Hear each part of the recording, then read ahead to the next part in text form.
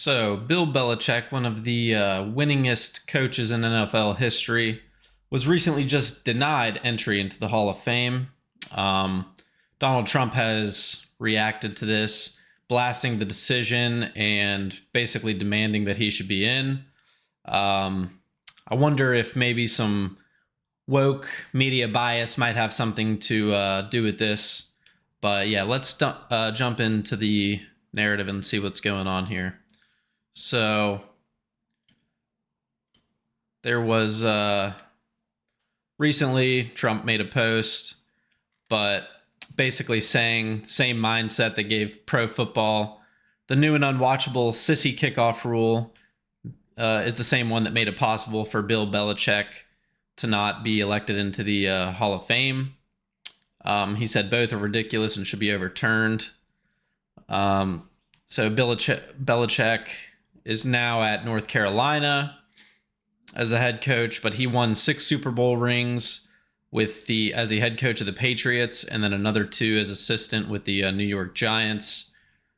Somehow, still not enough votes to become only the 5th head coach in NFL history to make the ballot first try. And people are thinking it's probably, I also think, due to him showing support to Trump previously back in 2016. He wrote a letter showing Trump support, said congratulations on a tremendous campaign. You have dealt with an unbelievable slanted and negative media bias and have come out beautifully. You have proven to be the ultimate competitor and fighter. Your leadership is amazing. Belichick continued, I have always had tremendous respect for you, but the toughness and perseverance you have displayed over the past year is remarkable. Hopefully tomorrow's election result will give the opportunity to make America great again. Best wishes for great results tomorrow, Bill Belichick. And then in this kind of a side point, Patriots owner Robert Kraft is also still waiting his Hall of Fame inclusion. He's been passed over 13 times. Again, one of the leaders of one of the best franchises in history. I'm personally not a Patriots fan, but I do think this is kind of bullshit. I mean, obviously, if you know anything about football, you know Bill Belichick. But let's take a look at some previous results as well.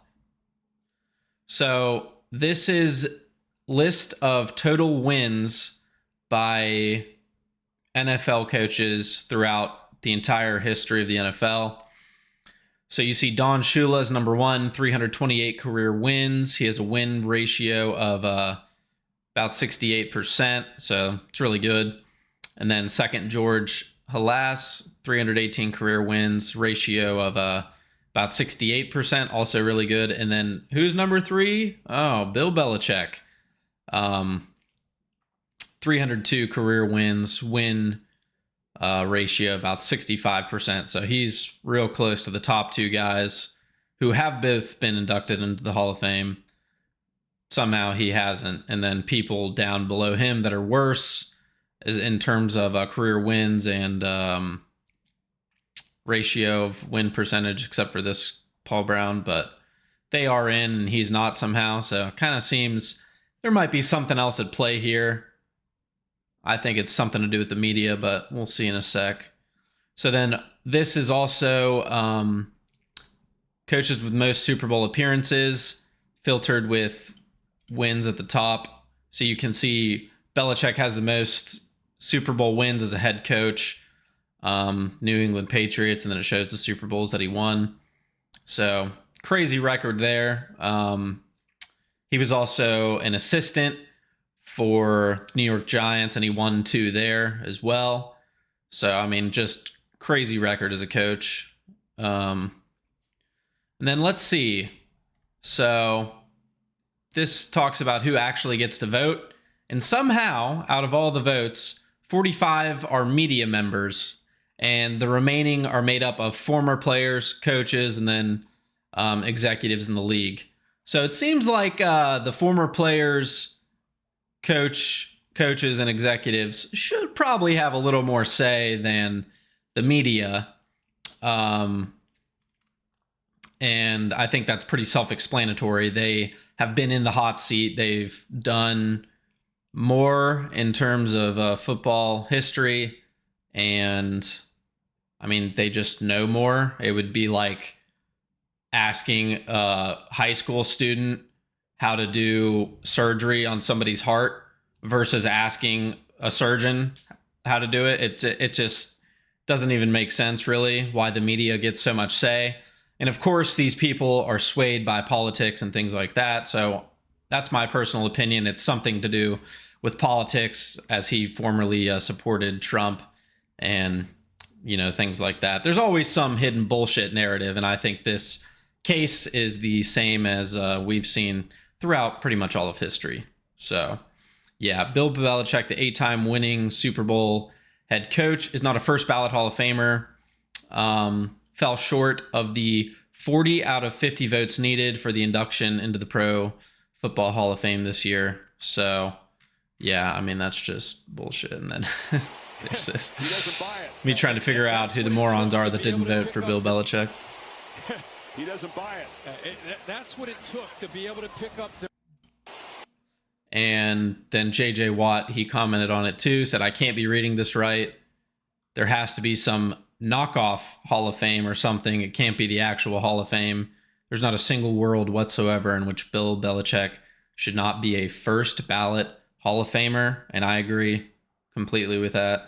I don't like the Patriots. You know, I've never really liked them, but you got to call it the way you see it. I mean, the dude's just destroyed in football in terms of coaching. I mean, he's just an absolute dog.